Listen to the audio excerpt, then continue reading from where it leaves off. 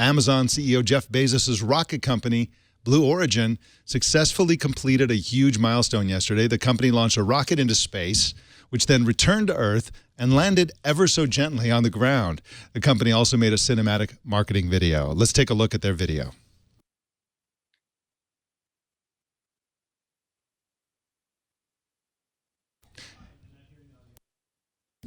And so we're looking at the launch facility, a bunch of trained and licensed professionals getting this thing ready for launch,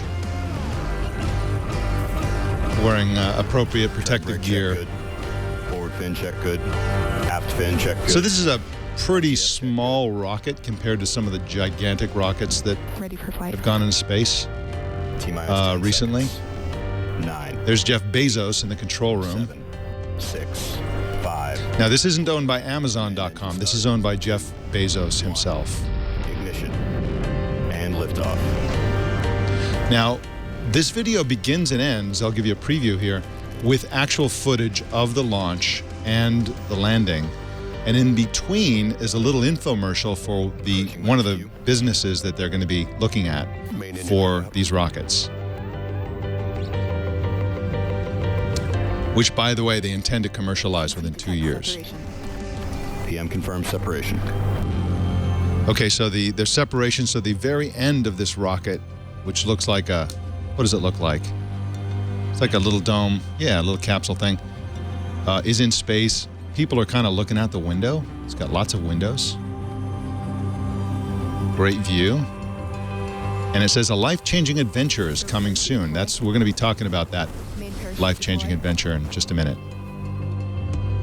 Touchdown. Okay, so the actual capsule comes down with parachutes and lands on the ground. And now the rocket that boosted the capsule into space is coming down in reverse, and it's basically igniting its thrusters. It's kind of weaving back and forth a little bit. LGS deploy. That music is not actually coming from the rocket. 50 feet, 7 feet per second. And it lands. And then we're going to get multiple views of the landing here. And you can keep playing that, Jason. We're going to go ahead and introduce our guest today. John Wentz wrote about the event for Popular Mechanics and joins us now. John Wentz, thank you so much for joining us today. Yeah, thank you for having me, Mike. Appreciate it. Now, why is landing a rocket like this such a big deal? Because it can usher in an age of reusability in rockets, which is something that has been absent in the time in which we've been launching rockets, since the 50s and 60s, where we've been actually managing to get them up into space and get them up into orbit. We've never had a reusable rocket. We've had reusable rocket parts, but never a full-scale first-stage reusability. And so this is a big deal that Blue Origin has accomplished this, because SpaceX has been trying for years. And they've managed to do some landings with their Grasshopper rockets, but it's never been a full suborbital flight. The Blue Origin's rocket is not one that will go into full orbit. It's, as you can see from the video, it's a demonstration of just kind of going up on a parabolic arc, releasing the capsule comes back down, but the rocket itself comes back down as well. And why does Jeff Bezos want a space program? Like, what's the business he's in here? Where's the game? That's almost as mysterious as Blue Origins. It just kind of seems to keep coming up when he has the accomplishments, but the company's still kind of under a veil of secrecy, so it's hard to tell exactly what their game plan is. They have one foot in space tourism and trying to be kind of a Virgin Galactic style flight, while they also have another arm of their industry in, the United Launch Alliance rockets, trying to replace the Russian boosters that can no longer be used because of international embargoes against Russia. And so it seems to be a kind of chameleon-like space business, wherein he has one foot within space tourism, but he's also doing these other kinds of launches that have to do with heavier lift and satellites and potential crew missions. So it's kind of this strange mixture of what he's out there trying to do. Now, the company has intimated that they could be in commercial use within 2 years.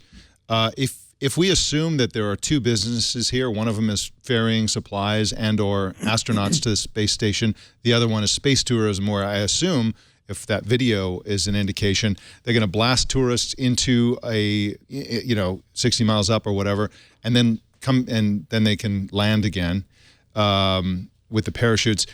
Which of those businesses is harder? Which of those two businesses is most likely to be in play within 2 years? I think that within 2 years, we're more going to see the components of rockets that are going to build as part of the United Launch Alliance's Vulcan rocket, where that's going to be an easier sell because they're building one part of a larger system. And the United Launch Alliance is, Lockheed and Boeing working together. So there are other parts, and they're just fulfilling the role of a manufacturer that can no longer be used that was intended for this rocket. But it's going to be a harder sell for a system that is a little more standalone, that, the rocket scene there is all just Blue Origin. That's what they're doing. They're doing this rocket. They're taking it up on the parabolic arc. The capsule's coming back down.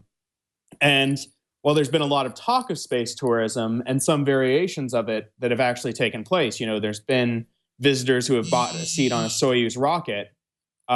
We've yet to see a full-scale deployment of it from a private company aboard their private rockets in a private vehicle. So that's going to be, I think, a little bit of the tougher sell, just because we're not there yet. And there were some significant setbacks with the Virgin Galactic crash of last year. And there was another milestone yesterday. We saw the first tweet from the same Jeff Bezos. What was he tweeting about, and what do you expect from him on Twitter? I have no idea what to expect from him on Twitter until he has had the account for 7 years. This is his first tweet. I made a joke that I think he just had an egg avatar until yesterday, probably. So I have no idea what we're going to be able to expect out of him on social media, if this is something that can be used. But I mean, I know this morning I checked and he had something around 3,000 followers. I checked probably an hour or two ago and it was up to like 13,000 followers. So we'll see if he actually capitalizes on that. But I don't think he's in a position that he necessarily needs to. So it may just be another pipeline for his successes, whether it's in Amazon, whether it's in Blue Origin, whatever it may be. It may just be, kind of quick cryptic announcements, just like the one tweet he's posted so far that was the link to this successful test flight. What a mic-dropping moment, though. His first ever tweet is like, "Oh, I just did something NASA can't do." So I'll be back again with another tweet when I cure cancer. So very cool. What an ego on this guy. But he's doing some great work, so I'm all for it. He also owns the Washington Post, by the way. He's doing a lot with his billions. John Wenz is at popularmechanics.com, and you can find him on Twitter at John Wenz. Wenz is spelled W-E-N-Z. John, thanks for joining us today. Yeah, thank you very much for having me.